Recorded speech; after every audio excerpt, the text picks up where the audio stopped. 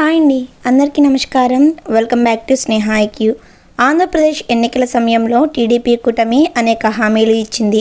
Super 6 పేరిట మహిళలు, యువత, రైతులు ఇలా వర్గాల వారీగా వరాల జల్లు కురిపించింది.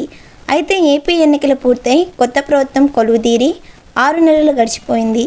దీంతో సూపర్ 6 హామీల అమలు ఎప్పుడంటూ ప్రతిపక్షం వైసీపీ విమర్శలు చేస్తుంది. ఎన్నికల సమయంలో ఇచ్చిన హామీలను అమలు చేయాలని డిమాండ్ చేస్తోంది.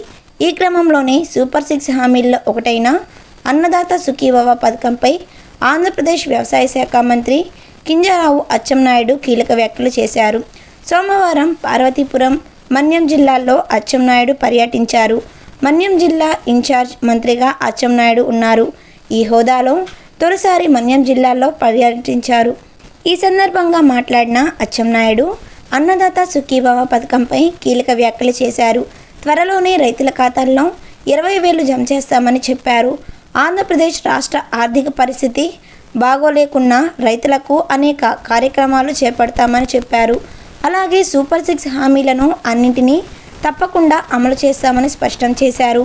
ఏపీలోని టీడీపీ కూటమి ప్రభుత్వం కేంద్రం బాగా సహకరిస్తుందని అచ్చెన్నాయుడు అన్నారు.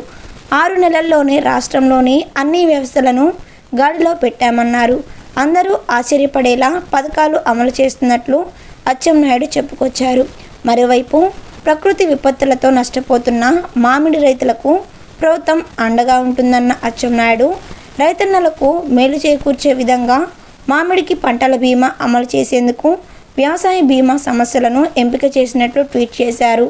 వాతావరణ ఆధారిత బీమా కింద 2024, 2025, 2026 సంవత్సరాలకు ఖరీఫ్, రబీ కాలాలకు ఈ బీమా వర్తిస్తుందని ట్వీట్లో రాసుకువచ్చారు.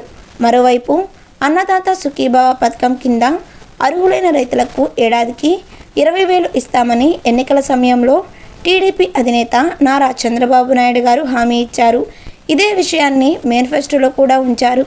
అలాగే కేంద్రం అందిస్తున్న ప్రధానమంత్రి కిసాన్ సమ్మాన్ యోజనలో కలిపి అన్నదాత సుఖీభవ పథకాన్ని అమలు చేస్తామని వ్యవసాయ శాఖ మంత్రి అచ్చెన్నాయుడు ఇటీవల వివరించారు. ఈ నేపథ్యంలో పెట్టుబడి సాయం ఎప్పుడు అందుతుందా అని రైతులందరూ కూడా ఎదురు చూస్తున్నారు.